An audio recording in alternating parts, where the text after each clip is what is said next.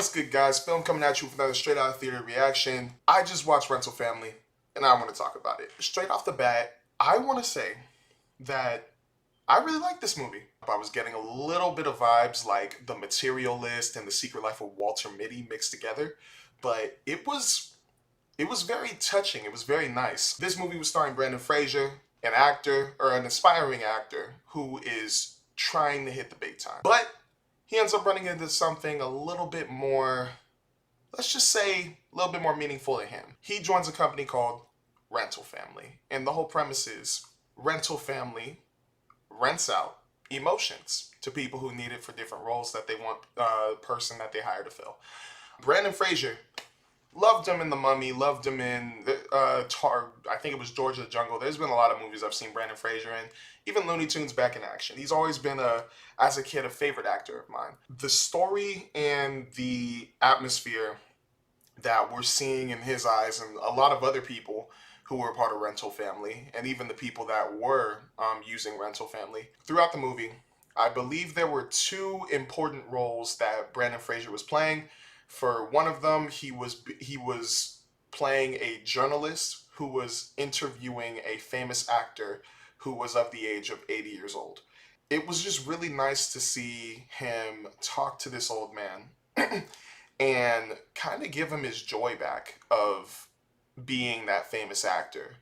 Like having him relive the glory moments in a way. And the second big role that he had to play was a dad. That was, I think, the main thing that was shown in the trailer. But he played a lot of other roles that were shown to us for a short time. But the father arc that he played was very good. And the little girl who played his daughter in that scenario, she's very talented. And I hope to see her in more roles because she was just she was funny at first, but then she got very real. And I mean, that's the grand question that I've heard in other movies, but the way she delivered it, very good. But when the movie ended, because to me personally, I like the ending, but right when it ended, there were some people, or two guys, everybody else was like pretty chill, quiet, but there were two guys in the theater that were pretty much like, what?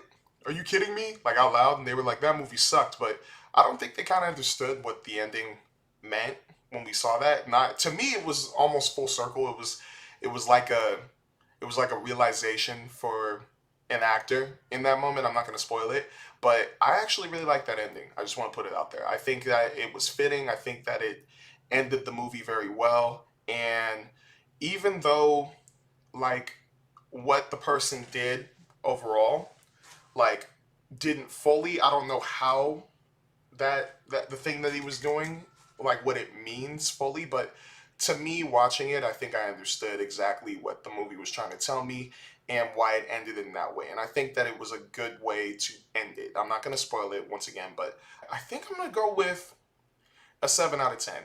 It's going to be a high 7 though, in my opinion, but it's a 7 out of 10 for me. It is a very nice movie, but I do think that it may not be for everyone, because this is more of a movie that you watch to see, to observe certain things. Like when Brandon Fraser gets back to his apartment, I really like that scene, but a lot of other people are probably going to find it boring.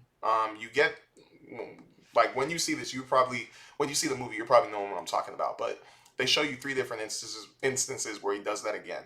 I really enjoyed it, and I'm more of a observer type person, so I liked how through Brandon Fraser as a character, his eyes were watching and learning from other people. And seeing him as an actor try to like do these roles and also try to understand like why it's important to do this was really nice to me too. Yeah, 7 out of 10. I really enjoyed it. I encourage you all to watch it in theaters. If you have a chance to go see it in theaters, go for it. But if you do have a chance to, chill out, maybe watch it later in theaters, even when it comes out on streaming, I would say do that too. Like it's 50-50 for me. But either way, I really enjoyed watching this in theaters and hope you all do too. Make sure to like, subscribe, and follow PhilmPod on Instagram, TikTok, YouTube, and Twitter. Make sure to follow us on Spotify too if you don't want to see my ugly face and my ugly Lakers hat, even though this is the best team in the NBA. not currently, but you know what I'm saying. But either way, make sure to stay safe, y'all. Take it easy and peace.